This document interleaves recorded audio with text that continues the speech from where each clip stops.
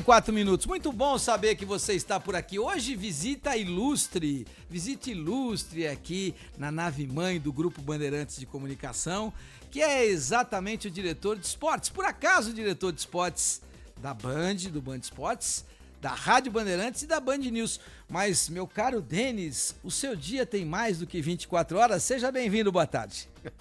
Boa tarde, ouvintes da Rádio Bandeirantes. E além das 24 horas, ainda tem que atender um monte de gente o tempo inteiro, principalmente pessoas como você, né? Bom, essa é a melhor parte, né? Essa é a melhor parte. Mas a parte boa é que ontem o São Paulo fez o papel dele. Nossa senhora. Eu sou Zubeldia Futebol Clube. Agora você virou Zubeldia Nunca fui contra. Eu acho bem interessante. Nunca fui contra. E eu vou te dar 2 minutos pra gente representar aqui. Você representa o torcedor São Paulino. E é interessante porque...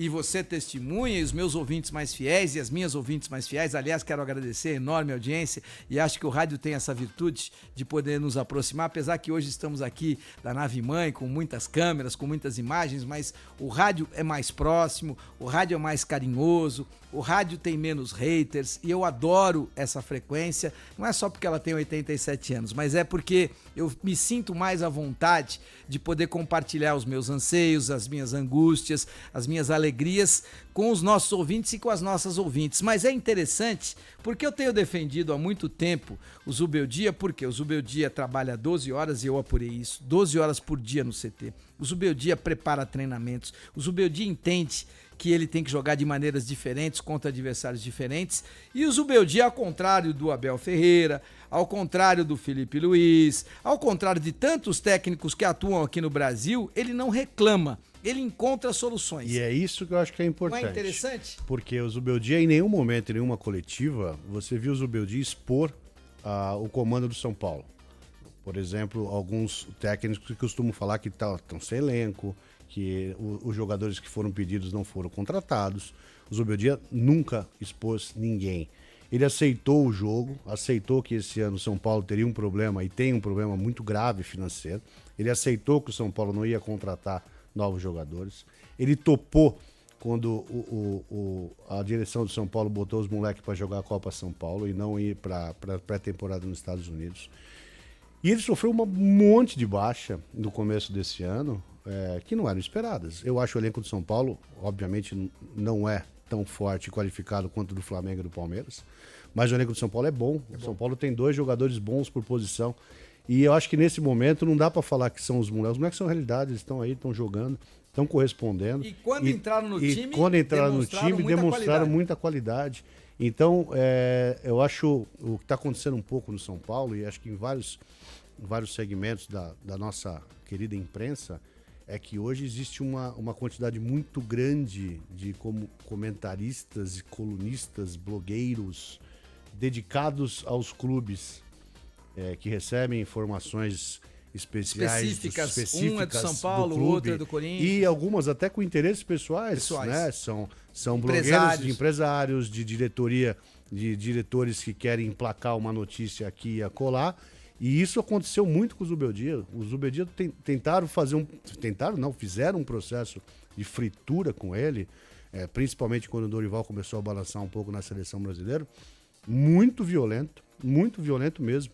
E aí você vê também que, apesar de todos os problemas que o São Paulo tem intramuros, a direção de futebol sempre foi muito firme com o Zubeldia, porque não largou a mão dele, nem o Belmonte, nem o Rui Costa. O Júlio Casares acho que foi o mais firme. O Júlio Casares todos. É o presidente, mas o Muricy, o Rui Costa, o Belmonte não largaram a mão dele, não. Espero que não. Espero que não também. Espero que não. E ele tem o elenco na mão, isso é muito legal você ver que o Zubeldia tem o elenco na mão, ele gosta dele, sempre se manifesta a favor dele.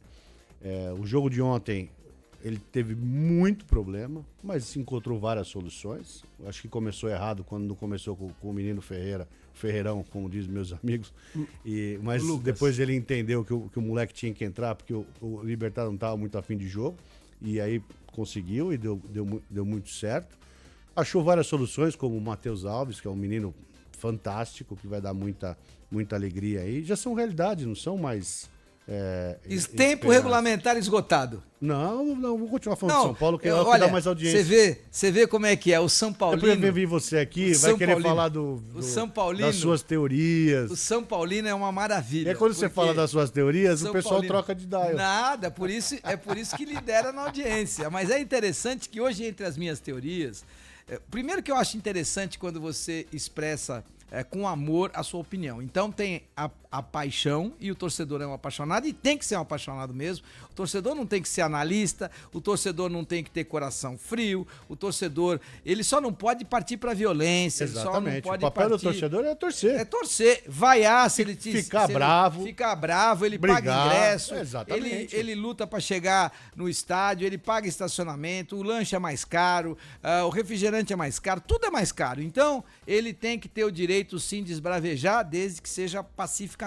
Isso eu acho muito interessante. Mas o que eu acho legal quando eu estava te ouvindo aqui é ouvir o apaixonado, porque o torcedor, ele é um apaixonado, o torcedor do São Paulo não é diferente do torcedor do Palmeiras, não é diferente do torcedor do Corinthians. A única virtude, eu acho interessante até para poder compartilhar com os meus ouvintes, agora estamos em rede nacional, Rádio Bandeirantes arrebentando em todos os cantos do Brasil, agradeço muito por isso também, mas é interessante que a única grande virtude do torcedor corintiano, e isso incomoda do torcedor corintiano. Isso incomoda o torcedor do Palmeiras, isso incomoda o torcedor do Flamengo, incomoda o torcedor do São Paulo. O torcedor do Corinthians, é óbvio que ele esbraveja, é óbvio que ele grita, é óbvio que às vezes ele até picha, mas ele só faz isso ao término da partida.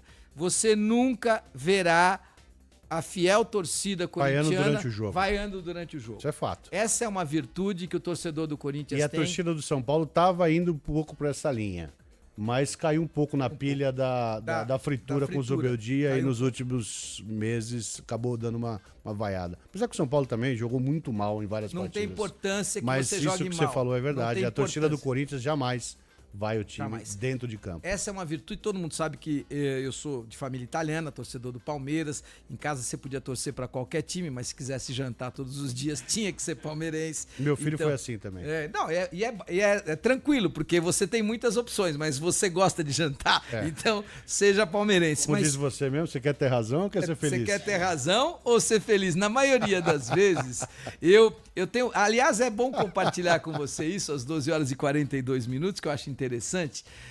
É muito interessante compartilhar a ideia de que todo mundo sabe que eu já tenho mais de 40 anos nessa estrada, e todo mundo sabe que eu tô perto de querer assinar o meu último contrato e me aposentar, gostem ou não dessa possibilidade. Mas o que eu acho legal disso é que eu não gostaria de deixar uma marca, que é uma marca que tem me acompanhado muito nesses últimos tempos, que é a marca da crítica. Que eu tenho que ser veemente em relação às reclamações do Abel Ferreira, eu tenho que ser veemente em relação à fritura que fizeram com o Thiago Carpini no período em que ele estava no São Paulo e largaram ele na estrada. Eu não gosto da ideia de que o Zubeldia tenha que ser simpático para que ele possa ser bem aceito pela torcida e pela direção. Eu acho que o cara tem que ser trabalhador, dar resultado e não ser simpático. Então eu tenho criticado muito isso. Eu tenho criticado muito a questão da supervalorização dos jogadores brasileiros que atuam no exterior, e não é uma supervalorização financeira, porque não sou eu que pago o salário deles, mas é uma supervalorização futebolística. Aí você cai na amarra de que você imagina que o Vinícius Júnior vai arrumar a sua vida e vai salvar a pele do Dorival, e deixa de brigar pelo coletivo. E o futebol é um esporte coletivo. Vinícius Júnior, que joga na seleção desde 2009, nunca teve um protagonismo. Nunca teve protagonismo. E é interessante, não sei o que você pensa disso, não sei o que você pensa da sua vida, mas a minha eu não gostaria de deixar como legado um legado só de crítica, um legado só da veemência. E é fato, as minhas críticas elas reverberam bastante, pro bem ou pro mal, a audiência realmente ela é maior. Você acha que a gente... como é que você conduz? Como é que você acha que eu deveria conduzir essa trajetória final de carreira, onde eu estou muito marcado pela crítica e não gostaria de ficar tão marcado assim pela crítica? Pergunta complicada, Elias Júnior. Essa hora, meio-dia e 43... Então, eu acho que sempre você teve a sua carreira toda pautada em cima do jornalismo, mas tem que seguir assim até o fim. Até o fim. Hoje em dia, já com mais de 40 anos de profissão, eu tenho um pouco mais de 30, A gente vai perdendo um pouco de paciência, às vezes, com algumas coisas, mas a gente não pode perder a lealdade com da informação, com o que a gente pensa, a forma como a gente age. Então, acho que você ainda tem um bom tempo pela frente, não está perto de parar, não, e tem que manter a forma como você fala, tanto no microfone quanto na televisão, no rádio, da mesma forma como você sempre trabalhou. Não tem que mudar muita coisa, não, no ar. O time que tá ganhando a gente não deve mexer muito. Não. Mas se puder dar uma ajustadinha, talvez seja o caso, né? Uma ajustadinha, tem sempre que aprender a melhorar. Apesar da idade, a gente sempre tem que melhorar. Informações para você que dizem respeito ao Atlético Mineiro. Tem muita gente dizendo que o Cuca está macambuzo e sorumbático, ou seja, tá para baixo, que é um Cuca diferente. Conversei com o Cuca e ele me disse claramente: não estou para baixo, apenas fiquei muito pressionado pelos maus resultados e você não tem noção, Elia, o que é a pressão, mesmo você sabendo que seu time está jogando bem, mesmo você sabendo que você está no caminho certo, mesmo sabendo que você planejou da melhor maneira possível aquela partida, mas o resultado não veio e a crítica te coloca sobre as cordas, a crítica te coloca com uma guilhotina sobre a tua cabeça e é, às vezes, insuportável. Mas